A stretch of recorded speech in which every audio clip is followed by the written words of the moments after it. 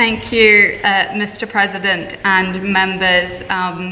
As the President mentioned, I am a recently elected MLA. This is my second time I've had the opportunity to speak in one of these debating chambers, and with a potential election looming, I thought it would be appropriate to bring my husband and baby along because they may not see me perform ever again.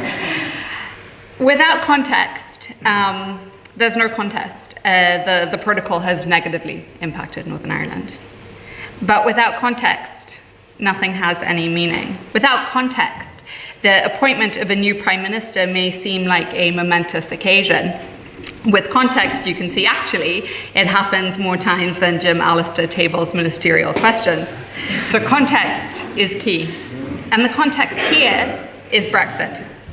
The Northern Ireland Protocol exists because of Brexit and because of the choices made by the UK government and the DUP. It is far from perfect. In fact, my colleague Naomi Long, whilst in the European Parliament, and my colleague Stephen Farry in Westminster voted against these when better arrangements were still at least notionally available. It was always going to be an imperfect situation because frankly there is no such thing as a good and clean outcome if the UK and Ireland are not aligned within the customs union and the single market. Brexit presented a trilemma, 3 options when you can only choose 2. 1, a hard Brexit outside customs union and single market. 2, avoiding a border on the island of Ireland. 3, avoiding all checks across the Irish Sea. Many of us warned from the beginning of the referendum campaign that Brexit was always going to entail new barriers and frictions. Coming out of the EU meant that there would be a trade barrier. It was just a matter of where. The border between north and south is crossable, as my colleague said, in hundreds of locations, in lanes, in fields, and streets. Therefore, the most likely and simple place for any trade barrier was going to be our ports and airports. It's just simply easier for the authorities to manage. This isn't to discount the impingement that this does have on people's sense of identity, and I don't want to discredit that. What I want to recognise is that the Northern Ireland Protocol is not the cause of these barriers and frictions, it is the response to that. The proposition will argue that the protocol is an attack on the Good Friday Agreement. That's just not true. The protocol is the means by which to protect the Good Friday Agreement from the damage of Brexit. It's not a perfect solution. Brexit was pursued recklessly with no consideration of the implications it would have for a shared Northern Ireland, the interlocking relationships which have allowed us to function, and for the Good Friday Agreement. The protocol seeks to manage and reduce the impact on the interfaces, and while it can't eliminate all friction, it offers a soft landing for the Good Friday Agreement and to protect it as far as possible. By contrast, removing or scrapping the protocol threatens greater challenges to the Good Friday Agreement. The proposition will try to rewrite the understanding of the protocol and its relationship with the Good Friday Agreement. They see the protocol as a threat to it. Yet the mainstream view is that the protocol protects the Good Friday Agreement. Article 2 of the protocol also deals with other aspects, such as protecting the rights of people of Northern Ireland under the Good Friday Agreement. One argument that is frequently made is that the protocol does not have consent. It's important to be clear that consent under the Good Friday Agreement is only strictly speaking in relation to constitutional change.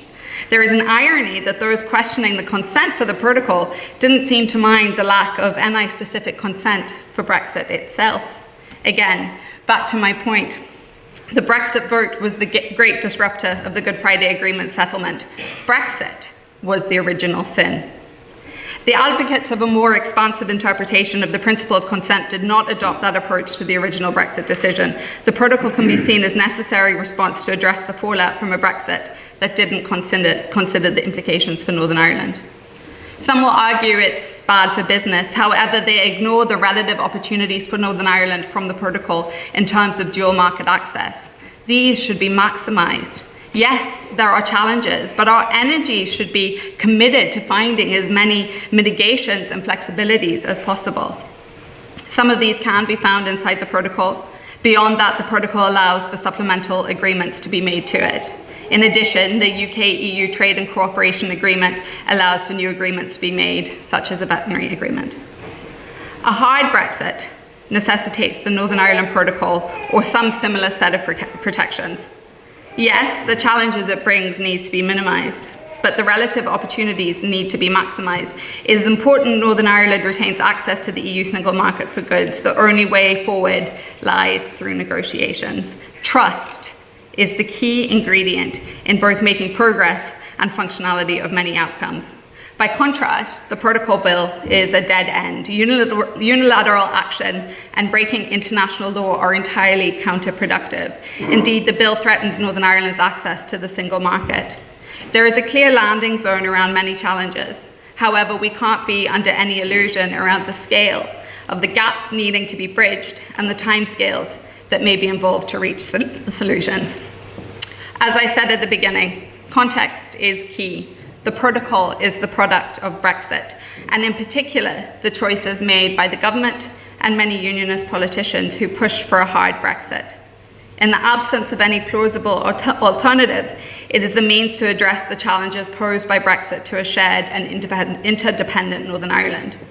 Those who oppose the protocol continue to engage in fantasy politics, calling for what is complete removal, but not providing any workable solutions for what would replace it.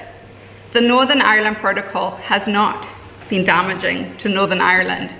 No, that blame lies with the protocol's biggest objectors, those who sought and delivered Brexit. I urge you to oppose the motion.